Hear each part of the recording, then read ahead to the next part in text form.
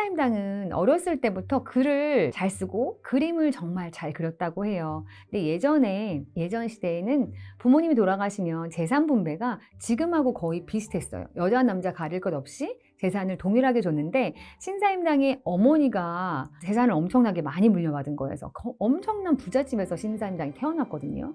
신사임당의 아버지는 데릴사위처럼 그 어머니의 집으로 들어가서 살았어요. 그래서 부유하고 풍족했던, 그리고 여성들이 어머니의 집이었으니까 좀 존중받았던 이곳에서 우리 딸도 결혼해서 이렇게 존중받게 살게 하고 싶었던 이 아버지가 사위를 골랐습니다. 그래서 사위인 이원수를 골랐는데요.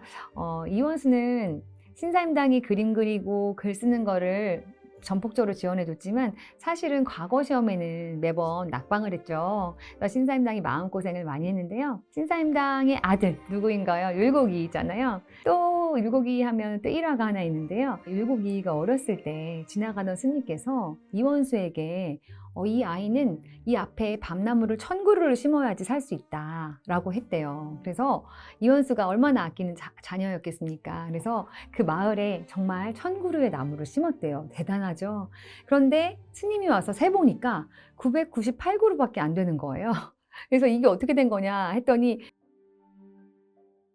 안녕하세요. 저는 전국 교사작가협회 책스샘의 대표이자 하루 한 장 초등경제신문, 글 잘 쓰는 법, 그리고 초등교사 영업기밀 등 다양한 책을 쓴 작가 윤지선이라고 합니다. 반갑습니다. 네, 제가 우리 집 인문학 시리즈 중에서 저는 시가 묻고 역사가 답하는 부분을 썼는데요. 제가 이 시리즈 전반을 기획을 했어요. 왜냐하면 우리가 시와 역사를 모두 좋아하지만 사실 시는 외워서 문제 푸는 용도, 어떻게 하면 시를 잘 이해해서 혹은 감상해서 내 것으로 만드느냐가 아니라 이 시의 시어 하나하나가 어떤 뜻을 가지고 있느냐에 따라서 문제가 달라지니까 문제 풀기용으로 시를 그동안 접했었던 그런 아쉬움이 있었고요. 역사도 또한 역사를 이야기나 우리의 삶에 빗대지 않고 이렇게 역사 몇 년도에 어떤 일이 있었다, 사건 중심으로 이렇게 역사를 외워서 시험 보기 위한 수단으로 쓰는 것이 마음이 많이 안타까웠습니다. 그래서 우리 친구들, 우리 가정에서 시와 역사를 같이 배우면서 공부하면서 시가 왜 쓰였는지, 그리고 시를 쓴 작가들은 왜 그 시를 썼는지, 그리고 그 시가 쓰여졌던 시기에는 어떤 재미있는 일이 있었는지를 함께 공부하면서 역사에 대해서 좀 재밌게 이야기로 가정에서 함께 풀어나갔으면 하는 그런 바람이 있었습니다. 그래서 이 책 한 권 읽으면 우리나라의 고대사부터 일제강점기까지 어떤 일이 있었는지를 한눈에 보실 수 있는 그런 책이라고 할 수 있습니다. 이 책에 보면 대관령을 넘으면서라는 신사임당의 시가 적혀져 있어요. 사임당은 강릉 오죽헌에 살았던 사람인데 이제 결혼을 하면서 서울 쪽으로 오고, 남편 이원수는 파주에 살던 사람이거든요. 그러니까 예전에 강릉에서 파주까지 걸어오는 그 길이 얼마나 멀었을까요? 그리고 한 번 왔다가 다시 간다는 것이 사실 많이 어려웠을 거예요. 특히 사랑하는 어머니가 아프시다고 해도 바로 돌아갈 수 없는 그 딸의 심정을, 언덕 위에 올라가서 내려다본 집을 보면 어머니의 계신 곳이 너무나 마음이 아팠던 신사임당이 읍별자모라는 이름으로 쓴 시인데요. 신사임당은 어렸을 때부터 글을 잘 쓰고 그림을 정말 잘 그렸다고 해요. 근데 예전 시대에는 부모님이 돌아가시면 재산 분배가 지금하고 거의 비슷했어요. 여자 남자 가릴 것 없이 재산을 동일하게 줬는데 신사임당의 어머니가 재산을 엄청나게 많이 물려받은 거예요. 그래서 엄청난 부잣집에서 신사임당이 태어났거든요.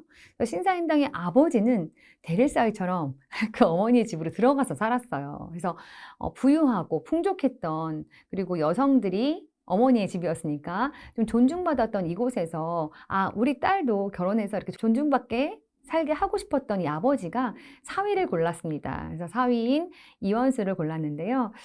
이원수는 신사임당이 그림 그리고 글 쓰는 거를 전폭적으로 지원해줬지만 사실은 과거 시험에는 매번 낙방을 했죠. 그래서 신사임당이 마음고생을 많이 했는데요. 신사임당의 아들 누구인가요? 율곡이잖아요.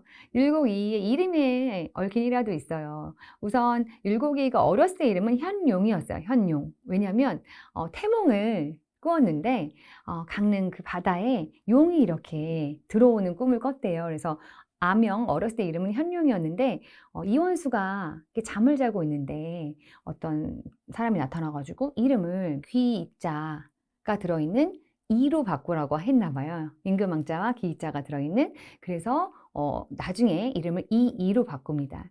또 율곡이 하면 또 일화가 하나 있는데요. 율곡이가 어렸을 때 지나가던 스님께서 이원수에게 이 아이는 이 앞에 밤나무를 1000그루를 심어야지 살 수 있다라고 했대요. 그래서 이원수가 얼마나 아끼는 자녀였겠습니까? 그래서 그 마을에 정말 1000그루의 나무를 심었대요. 대단하죠? 그런데 스님이 와서 세보니까 998그루밖에 안 되는 거예요.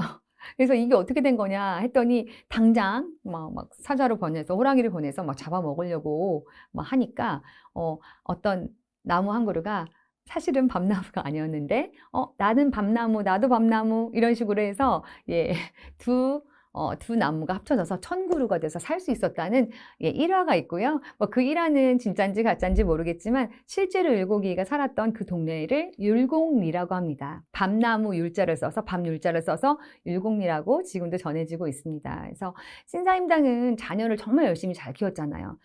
비록 남편 이원수는 그렇게 크게 성공하지 못했지만 율곡은 구도장원공이라고 해서 9번 과거시험에 장원을 차지하는데요. 이런 행복도 잠시 이제 율곡이가 청소년 시절에 어머니 신사임당은 병으로 돌아가셔요. 그럴 때 신사임당이 남편에게 제발 재혼은 하지 마세요 라고 했는데 남편은 신사임당이 아플 때부터 이미 여자가 있었고 돌아가시자마자 바로 재혼을 합니다. 그 모습을 봤던 율곡이는요 큰 충격에 빠졌고 절로 들어갑니다. 그래서 절에서 지내는데요. 한번 생각해 보세요. 우리가 중고등학교 때 배웠을 때 조선은 어떤 나라죠? 유교를 숭상하고 불교를 억압했던 숭유억불의 나라라고도 했잖아요. 물론 민간에서는 불교를 많이 믿었지만 이렇게 사대부들에서는 유교가 최고인 나라였습니다.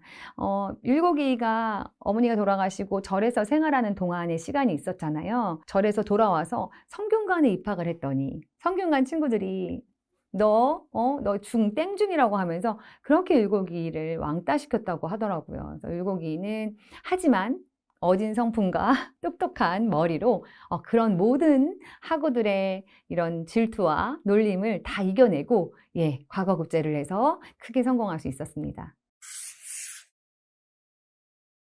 저는 용비어천가를 고등학교 때 배우면서 거기 나오는 그 팔대조, 뭐 이런 목조, 익조 이런 사람들이 누군가 정말 몰랐어요. 왜냐면 조선의 제1대 왕은 우리가 다 아는 태조 이성계잖아요. 그런데 태조 이성계부터 시작을 해야 되는데 목조나 익조라는 말이 나오더라고요. 그거는 세종대왕 입장에서 자신들의 증조할아버지, 고조할아버지까지 해서 이 모든 분들이 원래 왕이라는 호칭을 갖고 계시진 않았지만 추존 왕인 거예요. 사후에 돌아가시고 나서 왕으로서 추존을 해드렸다라고 생각하시면 되겠습니다. 그래서 용비어천가를 보실 때 목조가 누구지? 익조가 누구지? 라고 하시면 저희 책을 보시면 됩니다.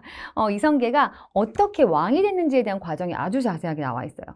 예를 들어서 경주 이씨 가문을 데리고 이안사라는 사람이 동북면으로 이렇게 가거든요. 동북면은 정말 척박한 땅이었어요. 막 엄청 오랑캐가 많았던 땅인데 그곳에서 이한사가 사람들을 모으고 규합해서 신임을 얻어요. 신임을 얻어서 이한사의 아들이 이제 한양으로 오죠. 한양으로 온 이것은 정말 큰 사건인데 이게 왜 큰 사건이냐면 와서 보니 그 아들이 누구예요?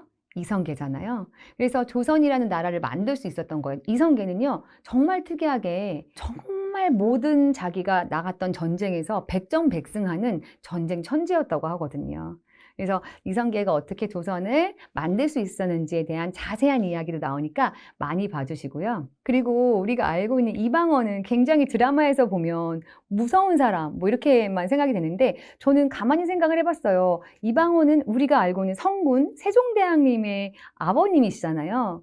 그러니까 이방원이 그렇게 무섭게 많은 세종대왕의 어떤 이렇게 앞길을 막아서는 사람들 를 다 이렇게 정적으로 물리쳐줬기 때문에 아이러니하게도 우리 세종대왕이 뜻을 펼치면서 한글도 만들고 해시계도 만들고 하실 때 그 누구도 태클을 걸지 않았던 것이라고 생각합니다. 그래서 우리나라에 이렇게 번성을 일으켜 주신 분은 세종대왕님이시지만 정말 뒤에서 서포트해 주셨던 분이 바로 이방원이라고 생각합니다.